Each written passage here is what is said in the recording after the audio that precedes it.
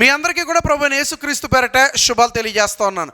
అనేక మార్లు క్రీస్తు బోధలు చాలా ఉన్నతమైనవి అని ప్రవచించిన గరిగపాటి నరసింహారావు గారు ఇటీవల కాలంలో మతోన్మాదిలాగా మాట్లాడుతూ ఆయన అన్నాడు కదా, బైబిల్లో కనిపించే క్రియేషన్ స్టోరీ, సృష్టి క్రమం ఏదైతే ఉందో అది చాలా అశాస్త్రీయమని చాలా వ్యంగ్యంగా, చాలా హాస్యముగా ఆయన మాట్లాడడము చాలా ఆశ్చర్యానికి గురి చేసింది. ఈయన అంటాడు కదా, దేవుడు ఇలా కూర్చున్నాడు, ఆకాశం రావాలి అన్నాడు, ఆకాశం వచ్చింది. భూమి రావాలి అన్నాడు, భూమి వచ్చింది. రాదమ్మా, ఆర్టీసీ బస్సు రావట్లేదు, ఆకాశం భూమి ఎక్కడి నుంచి వస్తాయి?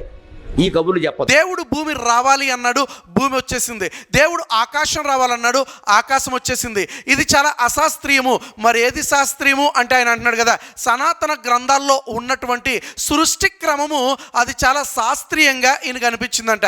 అయితే ఇందులో ఉన్నటువంటి కొన్ని సృష్టి క్రమాలని నేను ముందు పెట్టాలని ఆశపడుతున్నాను. దానిని బట్టి ఏది శాస్త్రీయము ఏది అశాస్త్రీయము మనం పోల్చుకోవచ్చు. కొన్ని పురాణాల ప్రకారము బ్రహ్మ విశ్వాన్ని సృష్టించక ముందు నీరు మాత్రమే ఉండేది, చీకటి మాత్రమే ఉండేది. ఆ సమయంలో బ్రహ్మ ఆయన ఒక గుడ్డుని ఏర్పాటు చేసి ఆ గుడ్డుని నీటి మీద ఉంచి గుడ్డులోనికి ఆయన దూరిపోయి ఆ తర్వాత ఆయన సృష్టిని సృజించాడని కొన్ని పురాణాలు చెప్తా ఉన్నాయి. ఇది మీకు శాస్త్రీయంగా అనిపిస్తూ ఉందా? మరికొన్ని పురాణాల్లో విష్ణువు క్షీర సముద్రం మీద ఆయన మంచం వేసుకుని పడుకుని ఉంటాడు. ఆ సమయంలో ఆయన యొక్క బొడ్డులో నుంచి ఒక తామర పుష్పం వస్తుంది.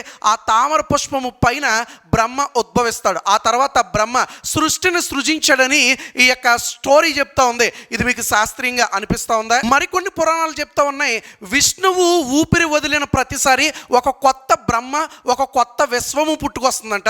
విష్ణువు ఊపిరి పీల్చిన ప్రతిసారి బ్రహ్మ చచ్చిపోతాడట, విశ్వము కూడా నాశనం అయిపోద్దట. ఇది మీకు శాస్త్రీయంగా అనిపిస్తూ ఉందా? ఇలాంటి అసత్య బోధల నుంచి మేల్కొలుపుతూనే ఉంటాం. May God bless you all.